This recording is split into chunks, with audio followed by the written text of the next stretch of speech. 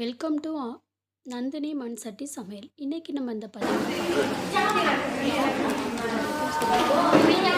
சமையல் குறிப்புகள் பற்றி தான் நம்ம தெரிஞ்சுக்க போகிறோம். ஒவ்வொரு டிப்ஸாக என்னென்னு பார்க்கலாம். முதல் டிப்ஸு, வெங்காய பக்கோடா செய்ய மாவு பிசையும் போது வறுத்த நிலக்கடலையை பொடி செஞ்சு மாவோட சேர்த்து பிசைங்க. இதனால் பக்கோடா நல்லா மொறு மொறு மொறுன்னு ருசியாக இருக்குங்க. இரண்டாவது டிப்ஸ் என்னென்னா, சப்பாத்தி செஞ்சு எண்ணெய் வடிகட்டியில் போட்டு மூடி வச்சிங்கன்னா அடியில் உள்ள சப்பாத்தி வேர்த்து ஈரமாகாமல் இருக்கும். மூணாவது டிப்ஸு, சர்க்கரை பொங்கல் செய்யும்போது 1/2 கப் தேங்காய் பால் ஊற்றி கிளறி இறக்கினால் பொங்கல் மிகவும் சுவையாக இருக்கும். நான்காவது டிப்ஸு, தேங்காய் துருவல் மீதியானால் அதை லேசாக வதக்கி சிறிது உப்பு சேர்த்து வைத்தால் மறுநாள் சமையலுக்கு பயன்படுத்தி கொள்ளலாம். இது ஃப்ரிட்ஜில் வைக்காமல் வெளியிலையும் வைக்கலாம்.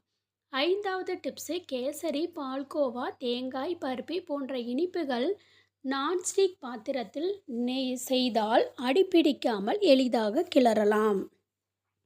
டிப்ஸ் நம்பர் 6, ரவா தோசை செய்யும் போது 2 ஸ்பூன் கடலை மாவு சேர்த்து செய்தால் தோசை நன்கு சிவந்து மொறு மொறுன்னு வரும்.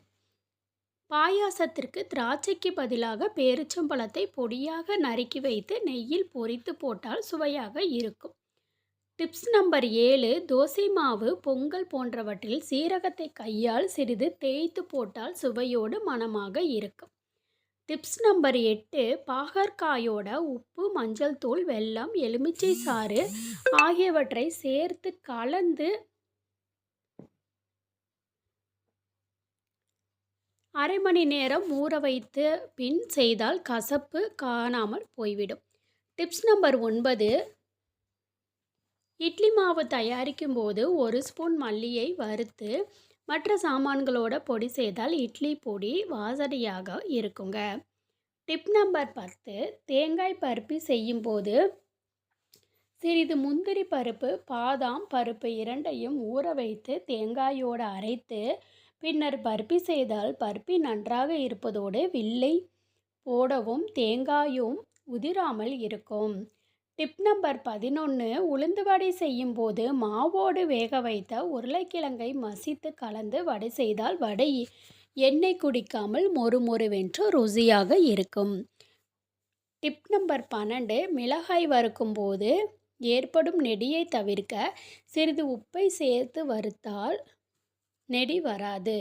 டிப் நம்பர் 13, பூரிக்கு மாவு பிசையும் போது தண்ணீருக்கு பதிலாக 1 கப் பாலை சேர்த்து பிசைந்தால் பூரி ருசியாக இருப்பதோடு மிருதுவாக இருக்கும்.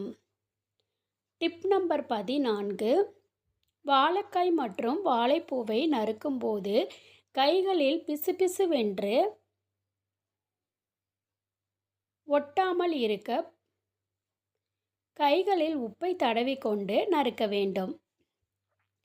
டிப் நம்பர் 15, தோசைக்கு மாவு ஊற வைக்கும் போது சிறிது ஜவ்வரிசியும் சேர்த்து ஊற வைத்தால் தோசை நன்றாக வருவதோடு மொறு மொறுவென இருக்கும்.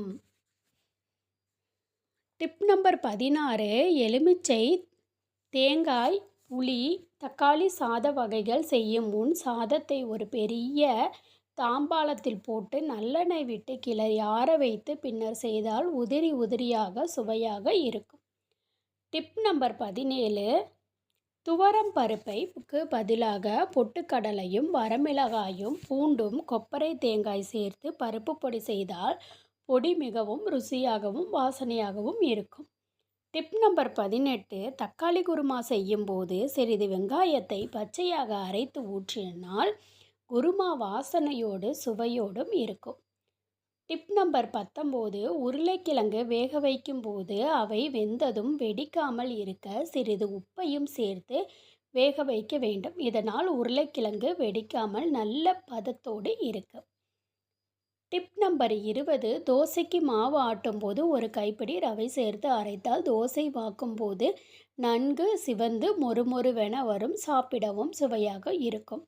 இந்த பதிவு உங்களுக்கு பயனுள்ளதாக இருந்துச்சு அப்படின்னு நினச்சிங்கன்னா மறக்காமல் வீடியோவை லைக் பண்ணிக்கங்க. நன்றி.